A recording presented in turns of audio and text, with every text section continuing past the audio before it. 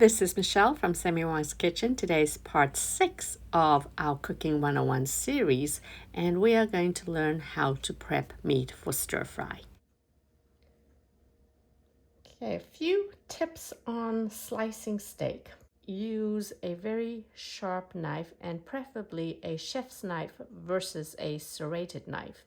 Blunt serrated knives tend to shred the meat. Another tip to get tender meat is to cut the pieces against the grain of the meat.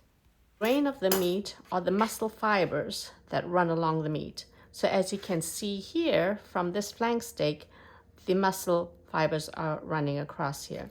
Now, I actually froze this piece of flank steak for about half an hour so that the meat is firm and it makes it really much easier to cut. Now what you want to do is first cut off all the sinews and excess fat. The sinews will make your pieces of meat tough. What you're trying to do is just use a single motion when cutting your meat. After removing the excess sinews and fat, I'm going to cut the meat so that it'll result in about a 1.5 to 2 inch slice. So with one movement with my chef's knife, I'm going to cut it right across and not hack at it, but just go cutting straight across here, like that. Okay? So once I've done that, I am going to be cutting my meat against the grain.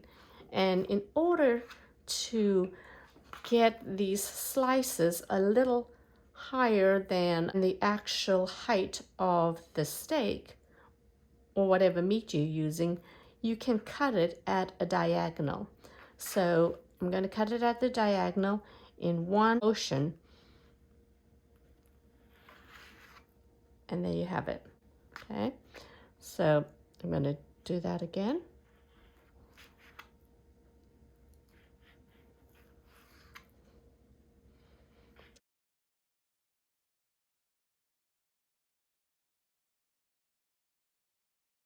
And here is your slice of meat that I've cut against the grain as well as at a diagonal in one motion. So your meat is smooth and also it's against the grain and it is actually taller than your slice of steak. So you get more of a sizable bite-sized piece rather than a little piece.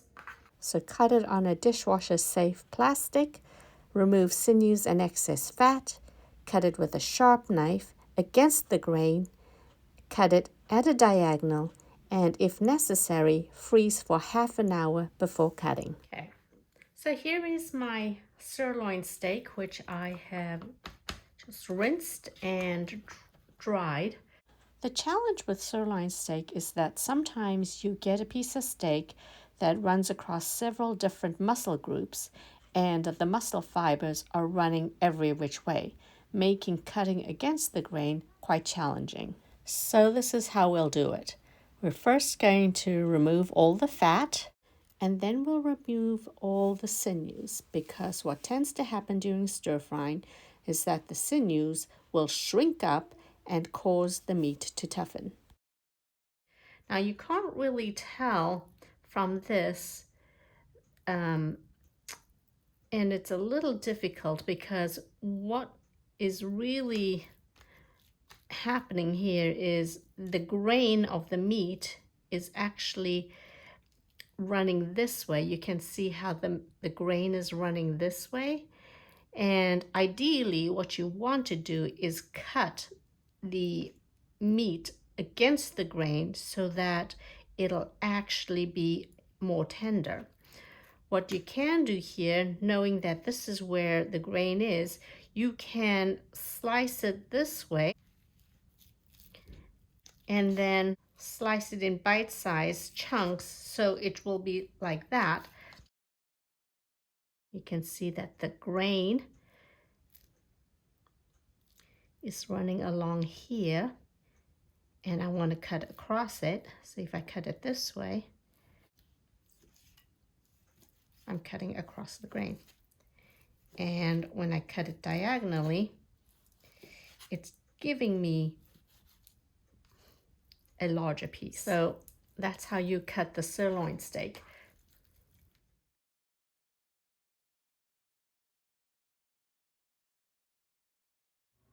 Okay, to cut chicken breast or stir fry, it's pretty simple. We try to keep it lean and tender.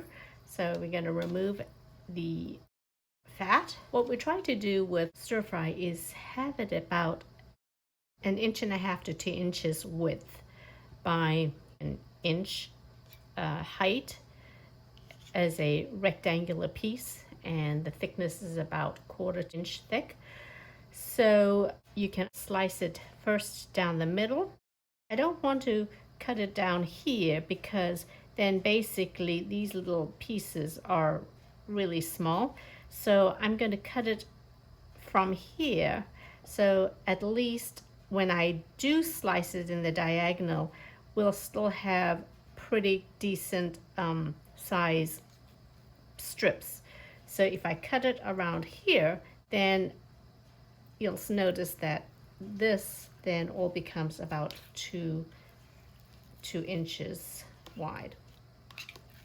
And once I've cut my chicken breast in half, then I am pretty much cutting against the grain to achieve the bite-sized pieces. I did want to show you how to dice chicken, because many times you would have a dish where everything in your stir fry is diced with the protein as well as your vegetables. In order to dice your chicken breast, what we're going to do is first slice the chicken in half, which is going to be called butterfly.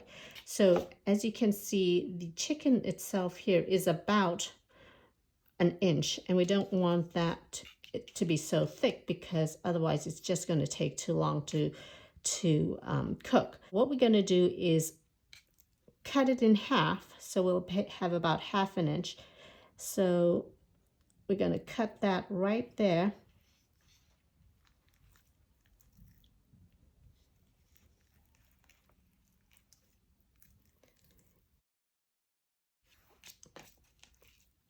And then we can cut here. So this is 1/2 inch. And then we can slice it 1/2 inch strips.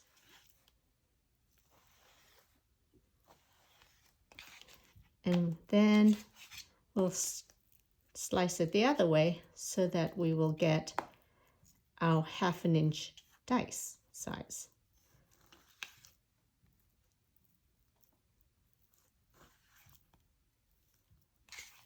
And here is diced chicken pieces. So now for the chicken thighs. So the chicken thighs, you're going to have to remove this skin, and basically it just takes some muscle power and you rip it away from the thigh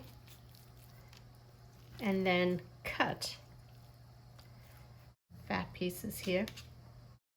A little bit of fat is not going to kill you. Actually, it's going to add a little more taste.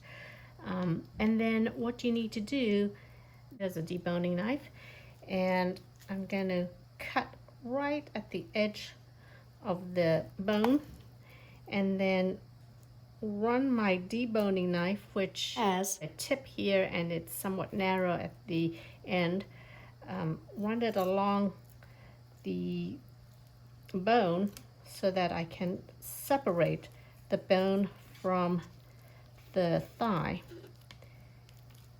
and get the bone out. You'll notice that even here you can start to see the grain of the chicken. So you'll need to get this into your 2-inch piece.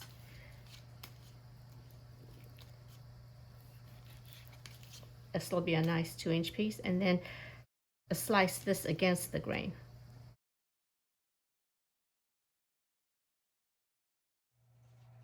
Now for the pork. The stir fry part for pork comes from the loin roast. They do sell individual pork chops. So what you want to get is the pork chops that are pretty uniform in color. There are some that are the end sirloin chops, and you'll have some other darker meat as part of the chop. That's okay, but ideally you'd want a pork chop that is uniform in color. And you do get thin cuts as well as thick cuts. Preferably use the thick cut for regular stir fry. There are dishes where you're looking for thin matchstick strips, and the thin cut is ideal for that. So it saves you on cutting the pork chop in half before you slice it. So for the slicing of the pork, what you want to do is get rid of the fat first. Unlike the beef where you have to cut against the grain, normally with pork chops, I will just cut it so that I have these strips. Now this one you can cut so there'll be this thickness, but then you'll be cutting it this way and you'll have little strips, like matchstick strips of meat. You can see how easy it is to cut when there's no sinews to give you resistance. And that is how you cut meat for stir fry. Thanks for watching, and please subscribe to my YouTube channel.